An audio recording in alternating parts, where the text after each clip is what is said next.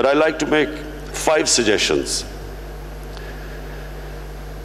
Number 1, to undertake joint efforts to mitigate the adverse effects of climate change. The President of Chile has also elaborated on this.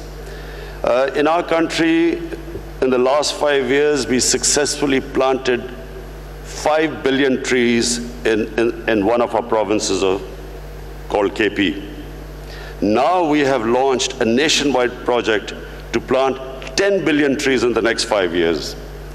My suggestion to this forum is that there should be some joint project, an ambitious project of planting trees so that we can mitigate the effects of climate change on our coming generations. Secondly, establish a BRI tourism corridor to promote people-to-people contacts, intercultural understanding. Thirdly, and most importantly, establish an office of anti-corruption cooperation to combat the scourge of white-collar crime. And white-collar crime has devastated the developing world. Fourthly, create a poverty alleviation fund that supplements national efforts in the fight against poverty and malnourishment.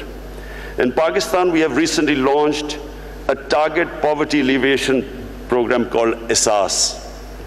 The aim should be to emulate China's spectacular success in lifting 800 million people out of poverty within 3 decades.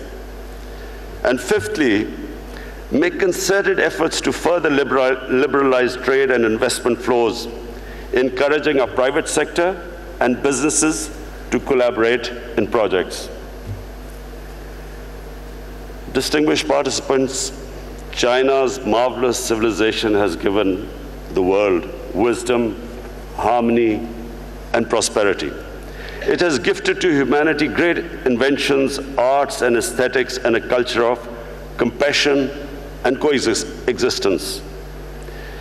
And again, President Xi's references to the ocean and the rivers, I quote a Chinese proverb, "The ocean is vast because it rejects no rivers." Pakistan will continue to work on the basis of mutual respect and equal opportunity with China and other BRI partners for a better future of our people. Pakistan will partner all those who share the vision of a peaceful and prosperous world.